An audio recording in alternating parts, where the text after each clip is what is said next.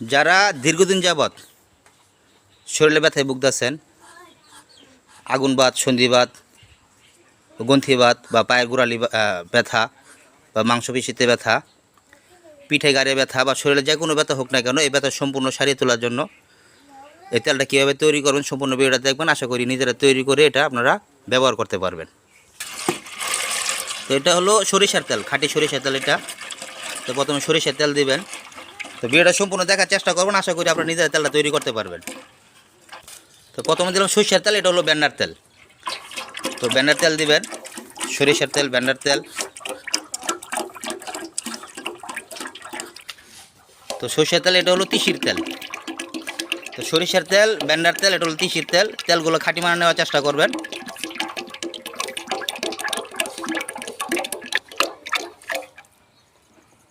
তো এটা হলো তিলের তেল। তো ব্যান্ডার তেল, তিসির তেল, তিলের তেল, এই তিন প্রকারের তেল নেবেন।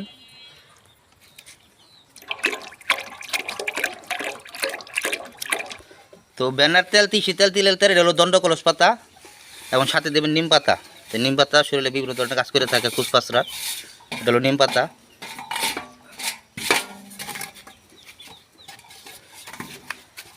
এটা হলো দুতরা পাতা।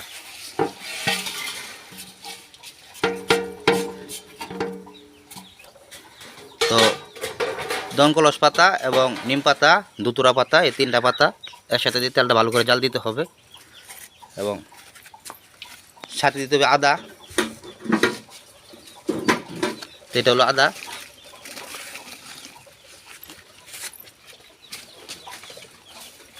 সাথে দেবেন রসুন।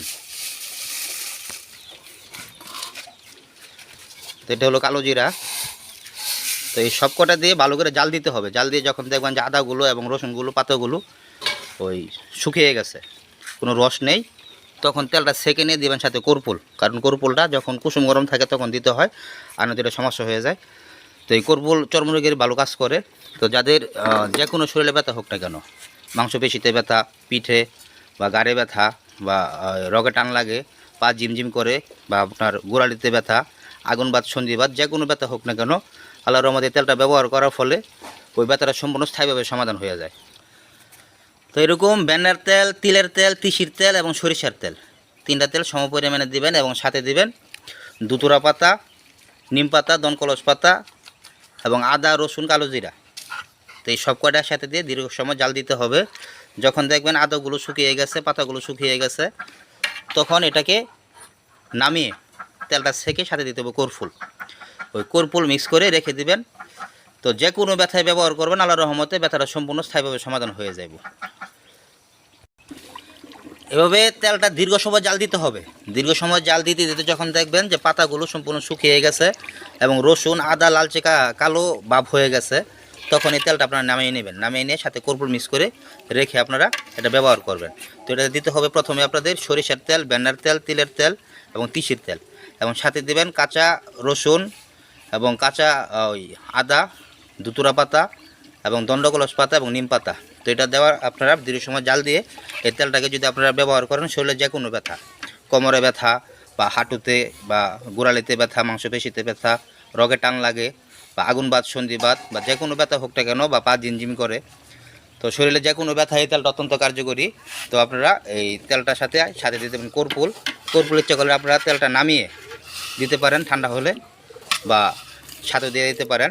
তো এটা দিয়ে দীর্ঘ সময় জাল দিয়ে আপনারা এই তেলটা ব্যবহার করবেন। আশা করি আল্লাহর রহমতে যারা ব্যথায় ভুগতেছেন এই ব্যথা সম্পূর্ণ স্থায়ীভাবে সমাধান হবে। আর যদি আমাদের কাছ থেকে নিতে চান, তাহলে আমরা এই তেলের সাথে 40 দিন প্লাস একটা বড়ি দিয়ে থাকি, 3 বেলা করে খেতে হয় এবং তেলটা ওই ব্যথাস্থলে মেসেজ করলে আল্লাহর রহমতে শরীরে যে কোনো ব্যথা ভালো হয়ে যায়।